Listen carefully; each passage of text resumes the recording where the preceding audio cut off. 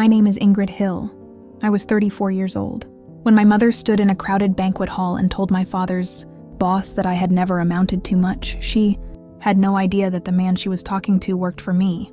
What happened next silenced 80 people in less than a minute. For most of my life, my family had one story about me. My older sister Paige was the successful one. She was an accountant, married with kids. I was the disappointment.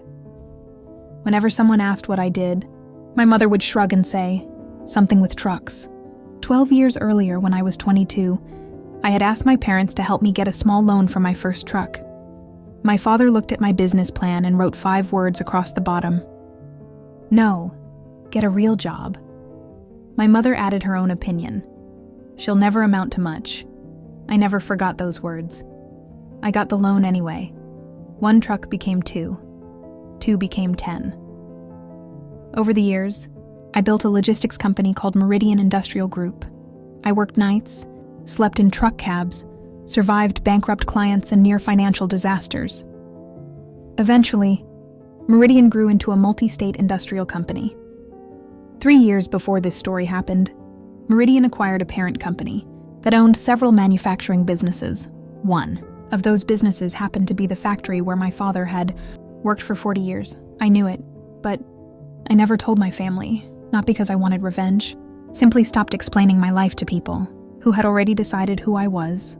Then came my father's retirement party. My sister emailed me an invitation and added a note. "Please dress appropriately. Dad's bosses will be there." I laughed when I read it. If only she knew. The banquet hall was packed with coworkers, friends, church members, and family, about 80 people. The plant manager, Dale Conroy, was there too. Dale reported directly to me every quarter. The moment he saw me, he recognized me immediately. I gave him a small shake of my head. Not yet. The evening continued exactly as I expected.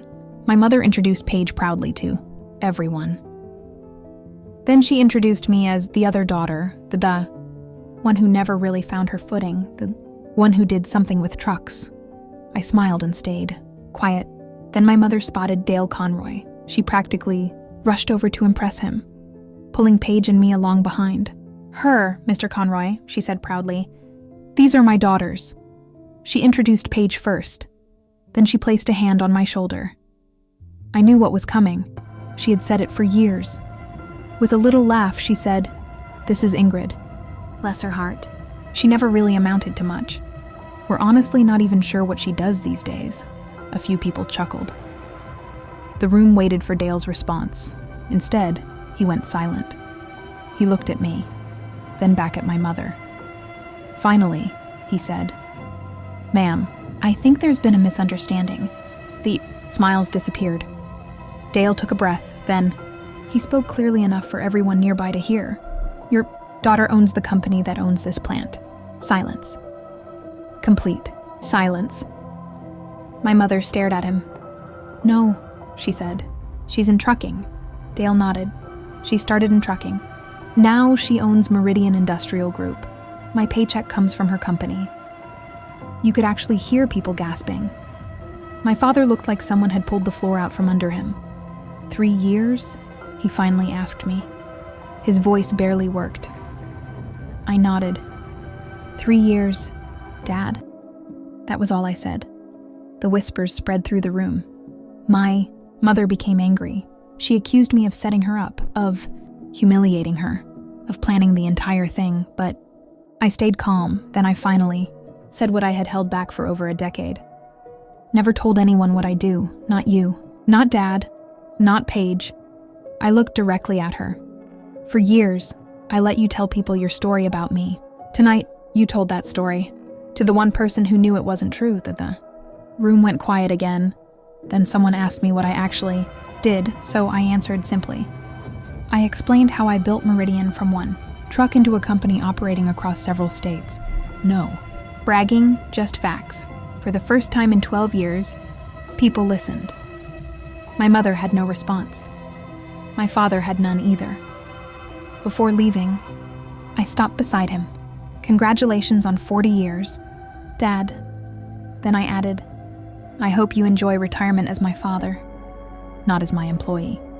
And I walked out. 3 days later, my father showed up at my office. Not to argue, not to yell. He was worried. He thought I was going to cancel his retirement package.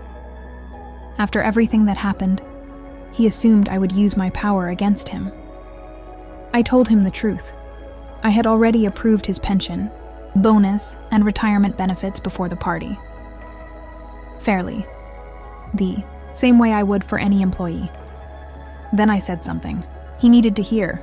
You earned your retirement package. I paused, but the relationship you lost with your daughter? That's something you'll have to earn back. He didn't have an answer.